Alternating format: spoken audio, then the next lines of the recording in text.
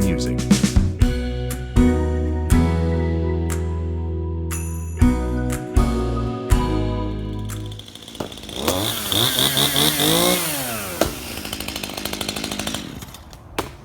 Oh, look at that. You guys are here. We're the Lumbernicks. Hi, I'm Nick. Hi, I'm Clay. Hi, I'm Emmett. Today we're going to be talking about our machine we created for the Emmy 2110 competition. We'll review the design decisions and process we used to create our machine. We'll then move on to a detailed description of each subsystem, review the results from the competition, and we'll finish by discussing possible changes we could have made to improve our design. And then, of course, we'll have a conclusion. For this competition, our team was to create a machine that accomplished a variety of tasks related to a mission to Mars. To understand these tasks, first we need to talk about the layout of the competition track. The machine must start in the 30 by 30 inch starting zone. In the center of the track is the mountain ridge, which rotates clockwise during the competition. Beneath the top layer, there are 4 zones of equal size marked safe or unsafe by beacons which protrude from the ridge. Between the starting zone and the mountain ridge is a rectangular area called the habitat zone. Each triangular colored section that includes the habitat zone is the home zone.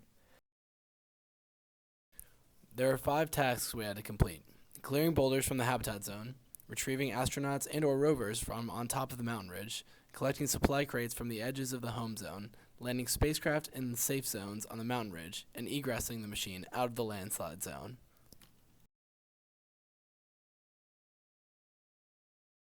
Some of the largest challenges we faced were being limited to using only 5 mousetraps and the items included in the mechatronics kit. In addition to this, the machine had to fit initially inside of an 18-inch by 12-inch by 24-inch box while still reaching the mountain ridge almost 3 feet away. It had to be capable of being set up in less than 3 minutes and 45 seconds and run multiple times reliably. We also had to construct the machine, test, and finalize it in about 3 weeks.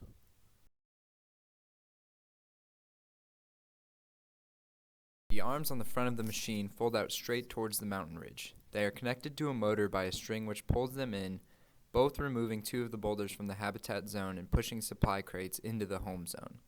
As the string pulls the arm back, it also lifts them towards the end, which prevents the arms from breaking in the event they are blocked by a competitor's machine. The main platform is pushed along drawer sliders by an actuator. As it moves forward, 4 mousetraps flip an arm on top of the mountain ridge. This arm rests on the ridge as it rotates and collects astronauts and rovers as they pass by. When the arm is pulled back in after 35 seconds, the astronauts and or rovers fall into the home zone. Under the arm that lands on the home zone is a cardboard tube that initially contains the spacecraft. As the beacons on the mountain ridge pass by, an infrared sensor detects which areas are safe zones.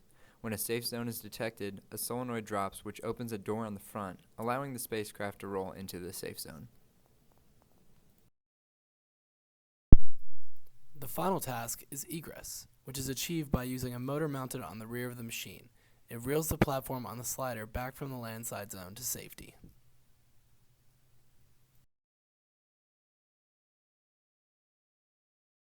In round 1, we took first place with 126 points. All of our subsystems functioned as anticipated, but the machine was pulled to the left by the rotating mountain ridge. We fixed this by making the door for the spacecraft release when it was pulled, since it interfered with the track.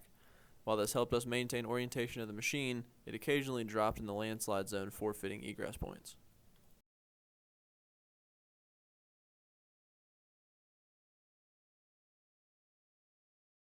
In the second round, we again took first with 114 points. Directly before the track started, we had to add a spacer to keep our arm underneath the boxing height requirements. Without this, our machine might have been disqualified for blooming, a case where the machine is compressed by the box instead of fitting within the limits. In the third round, we took third place with 68 points, but advanced to the fourth round as a first seed wildcard. In the fourth round, we took second with 107 points, progressing to the semifinals. While our spacecraft did not deploy properly with only 1 landing in the safe zone, we egressed successfully and retrieved 1 astronaut and a partial rover. Nice. In the semifinals, we took second by just 2 points with a score of 91. We retrieved 1 rover, landed all spacecraft, got 3 supply crates, and cleared 1 boulder. In the finals, we took third place with 92 points. During this round, the string for the egress motor was tangled around the shaft of the motor instead of the spool, which resulted in no egress points. We were happy with these results and surprised at how well we did, given that we only had 3 people on our team.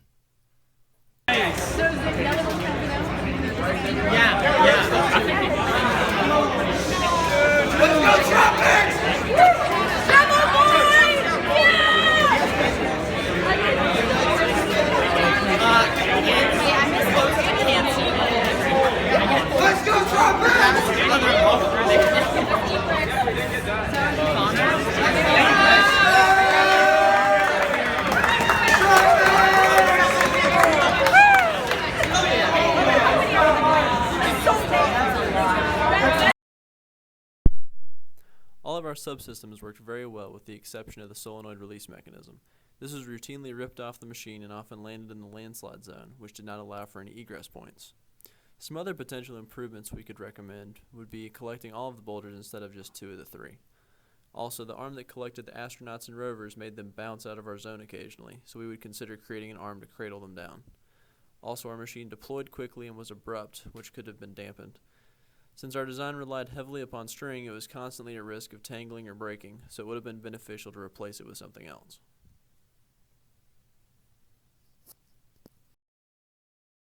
In conclusion, we are tasked with creating a machine that could accomplish objectives themed with the Mars mission.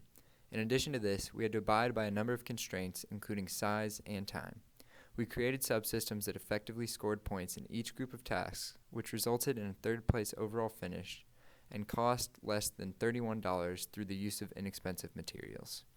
We have a few recommendations on how to improve this design, including added functionalities and replacing parts, but are overall happy with our performance.